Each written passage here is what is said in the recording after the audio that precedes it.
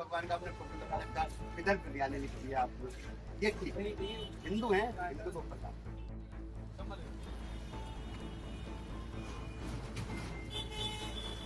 आपके पुलाव से मैचिंग करी है हमने। ये है वेज बिरयानी और ये है वेज पुलाव। आजकल ये दोनों सिर्फ खाने की लजीज डिशेस नहीं बल्कि एक नई बहस का मरकज बन चुकी हैं। हरिद्वार में अखंड परशुराम अखाड़ा के संतों ने शहर की तकद्दुस को बरकरार रखने के लिए एक मुख्तलिफ मुहिम का आगाज किया है। उन्होंने फूड स्टॉल्स और ठेले वालों से मुतालबा करते हुए कहा है कि वो अपने बोर्ड्स और मेन्यू से बिरयानी का लफ्ज हटा दें और वेज बिरयानी को वेज पुलाव से तब्दील कर दें।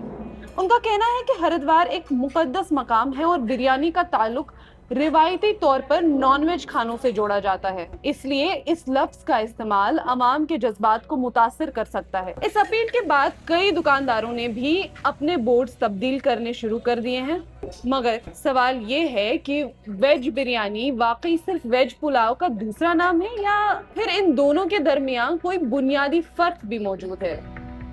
इस बात को समझने के लिए हमने बात की मशहूर फूड हिस्टोरियन पुष्पेश पंत से। आइए सुनते हैं उनका क्या कहना है। मुझे लगता है मैं उन लोगों में समझ, मुझे लगता है कि हिंदुस्तान में वेजिटेरियन और नॉन वेजिटेरियन दोनों चीजें शुरू से खाई जाती रही हैं। इंडस वैली सिविलाइजेशन से खाई जाती रही हैं, उसके भी पहले चले जाइए 20,000 साल पहले भोपाल के नजदीक जो भीमबेटका प्रीहिस्टोरिक केव्स हैं उनमें लोग शिकार कर रहे हैं और जाहिर है काट के खाने के लिए कर रहे हैं। और उन पेंटिंग्स में रास्ता बताया गया है कि शिकार सेफ कहाँ पे मिलता है, रास्ते में जोखिम और खतरे कहाँ कहाँ पे हैं, वो शायद के छत्ते पे भी हाथ डाल रहे हैं। मुझे लगता है कि हम लोगों ने नाहक ये झगड़ा पाला हुआ है कि हिंदुस्तान हमेशा से एक वेजिटेरियन देश रहा है और यहाँ तो गोश्त खाया ही नहीं जाता। अगर आपने बिरयानी ही खानी है तो ये लफ्ज बिरयानी ही स्वदेशी संस्कृत पाली प्राकृत का नहीं है, तो अब फिर उसमें वेज और नॉन वेज का झगड़ा आप क्यों उठा रहे हैं? उसको आप शुद्ध और सात्विक बनाने पे क्यों आमादा हुए हैं?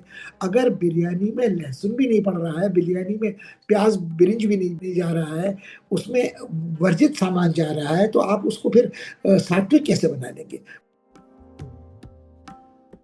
अगर आप राजा रजवाड़े हैं तो आप हीरोइक मूड को लाएंगे और राजसिक खाना खाएंगे। अब आप मुझे बताइए, जो राजकुमार शिकार के लिए निकलते थे, रामचंद्र जी हो, उन्होंने काले मृग का वध किया हो, या महाभारत में लोग हों जिन्होंने शिकार किया हो, तो क्या वो लोग सात्विक शूले खाते थे?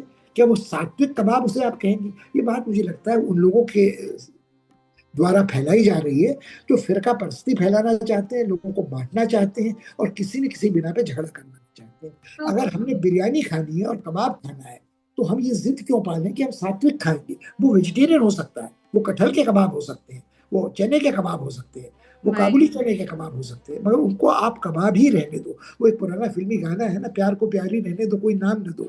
तो अगर आपने कबाब भी खाना है तो आप उसे सात्विक कबाब बनाने पर क्यों आमादा है? वेज पुलाव और वेज बिरयानी का ओरिजिन क्या है? पुलाव भी पर्शिया से ही आया है, सेंट्रल एशिया से आया है।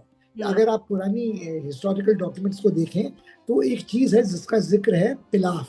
वो पिलाफ जो था वो सेंट्रल एशिया में बनाया जाता था और आज भी इसी नाम से उज़्बेकिस्तान में खाया जाता है, रूस में खाया जाता है, ताशकंद समरकंद में खाया जाता है। तो ये सेंट्रल एशिया से जो चीज आई वो पिलाफ थी।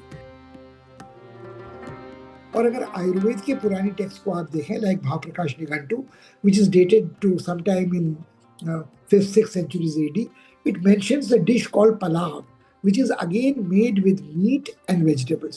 तो अगर आप ये मान के चलें कि गोश्त को चावल में मिला के या सब्जियों को मिला के मसालों के साथ पेश किया जाता था, वो पुलाव था। अब बिरयानी का नाम पहले पहले हमें कब सुनने को मिलता है? वो हमें मिलता है जब अबुल फजल आईने अकबरी लिख रहे हैं या अकबरनामा लिख रहे हैं, तो उनके 36 पुलावों में एक पुलाव जो है वो बिरिंज बिरिया पुलाव भी है। बिरिंज बिरिया means fried rice and pulao made with that, so it was not an independent category of a biryani. गलतफहमी लोगों के मन में ये है कि बिरयानी दम पे पकती है, और लखनऊ में जो यखनी पुलाव बनता था, अभी भी कुछ लोग घरों में बनाते हैं, वो दम पे पकाया जाता है। तो दम पोस्ट ट्रेडिशन जो है वो भी देखिए आई फारस से है।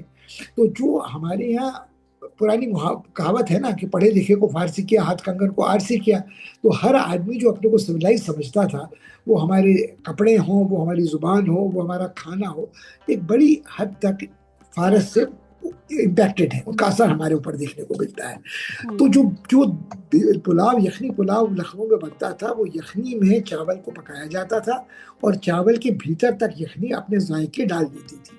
हम्म। अब अगर आप बिरयानी पका रहे हैं तो बिरयानी में आपने चावल को फ्राई किया, बिरंज बिरयानी है, तो उसमें एक हल्की परत चर्बी की चावल पे चढ़ जाती है, तो वो उस तरह से यखनी को अपने भीतर जज्ब, और उसके अपने मजे हैं। अब आप कहिए दाना टूटता नहीं है, बड़ा रहता है, अलग अलग रहता है, खिलता है, मगर यही सिफत अच्छा पुलाव पकाने की थी। अगर पुलाव पकाने वाला हुनरमंद है तो चावल का दाना तब भी नहीं टूटेगा, उसने यखनी जज्ब भी की होगी, गोश्त अलग से पका होगा, उसमें भी जायका होगा, और जब आप पुलाव खाएंगे तो उंगलियां चाटते रह जाएंगे।